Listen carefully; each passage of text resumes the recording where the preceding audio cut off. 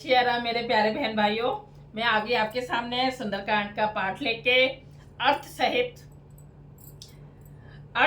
सुनने से हमें ज्ञान मिलता है।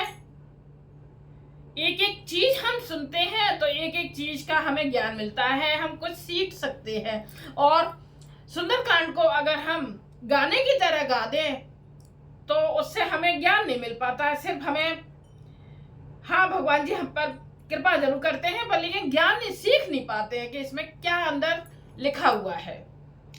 तो एक एक शब्द में आप सबको बता रही हूँ, सुंदरकांड की चौपाई दोहे को बोलकर फिर उसका एक एक अर्थ आप सबको मैं सुना रही हूँ, जिससे कि हम सीख सकें, कुछ अपने जीवन में उतार सकें कुछ अच्छी बातें। सारे रामायण में तो सारी अच्छी बातें हैं पर हम उतारते नहीं है अपने जीवन में कुछ भी।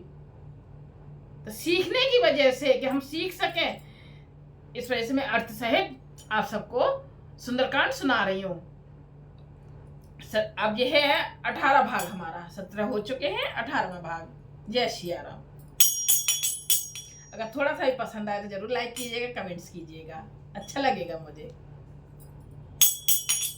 मैंने संतोष सुनते कपिबानी, भगत प्रताप तेज बलशानी, आशीष दीन राम प्रिय जाना, होता ते बलशील निधाना। भक्ति प्रताप तेज और बल से सनी हुई हनुमान जी की वाणी सुनकर सीता जी के मतलब किस किस से, भक्ति प्रताप और तेज बल से सनी हुई हनुमान जी की वाणी मन में संतोष हुआ। सीता जी के मन में संतोष हुआ, थोड़ी तसल्ली हुई। उन्होंने श्री राम जी के प्रिय जानकर हनुमान जी को आशीर्वाद दिया कि हे तात, तुम बल और शील के निधान हो। अजर अमर गुण निधि सुते हो, करहूं बहुत रघुनायक छोहू, करहूं कृपा प्रभु अस सुने काना, निर्भर प्रेम मगन हनुमाना। ध्यान से सुनिएगा अर्थ को। जब हम अर्थ सुनते हैं ना तभी हमें लाभ मिल पाता है। क्यों बोले, हम लाभ कब मिलेगा, जब हम सीख लेंगे बातों को। हे पुत्र, तुम अजर बुढ़ापे से रहित अमर और गुणों के खजाने हो। सीता जी ने कहा कि बुढ़ापे से रहित अमर और गुणों के खजाने हो, श्री रघुनाथ जी तुम पर बहुत कृपा करेंगे। सीता जी बोल रही है हनुमान जी के तुम पर बहुत कृपा करेंगे, प्रभु कृपा करेंगे।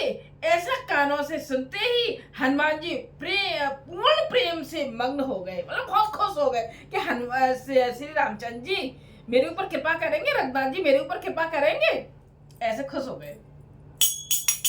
बार बार नाय से पद सीसा, बोला बचन जोर कर कीसा, अब कृति कृत भया में माता, आशीष तब अमोघ विख्याता। सॉरी। हनुमान जी ने बार बार सीता जी के चरणों में सिर नवाया, सीता जी के बार बार चरणों में सिर नवाया और फिर हाथ जोड़कर कहा, हे माता, अब मैं कृतार्थ हो गया, आपका आशीर्वाद अमोघ अचूक है, यह बात प्रसिद्ध है। सुनहु मात मोए अतिशय भूखा, लागे देखे कपि सुंदर फल रूखा, सुने सुत करहि विपिन रखबारी, परम सुबट रजनी चर भारी। हे माता सुनो, सुंदर फल वाले वृक्षों को देख कर मुझे बड़ी भूख लग रही है। माता जी से कहा, सीता जी से, कि सुंदर वृक्षों को देख के, फल वाले वृक्षों को देखकर मुझे भूख लगी है।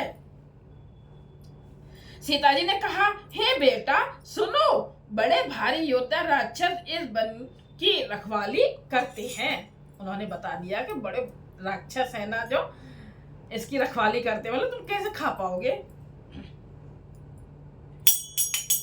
इन्हें करे भय माता मोहे नाही, जो तुम सुख मानो मन माही।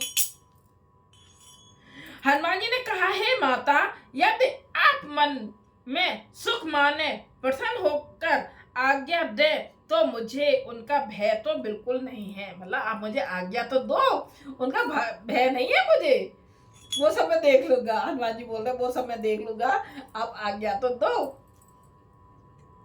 देखे बोधे बल निपुण कपि, कहे जाने की जाओ, रघुपति चरण हृदय धरी, तात मधुर फल खाओ। हनुमान जी को बुद्धि और बल में निपुण देखकर जानकी जी ने कहा, उन्होंने देख लिया ना बल और बुद्धि निपुण है, जाओ हे तात, मतलब बेटा जाओ श्री रघुनाथ जी के चरणों को हृदय में धारण करके मीठे फल खाओ। मतलब अपने मन ही मन में, हम तभी कहते हैं ना मन की पूजा भी बहुत ही भगवान प्रसन्न होते हैं मन की पूजा करने से भी, कि आप उनके चरणों में मन ही मन में प्रणाम करो और आशीर्वाद लो और फल जाकर खाओ। ये हमारा हुआ 18 भाग। तो जरूर मेरे को लाइक कीजिएगा, कमेंट्स कीजिएगा, सब्सक्राइब कीजिएगा। जय सिया राम।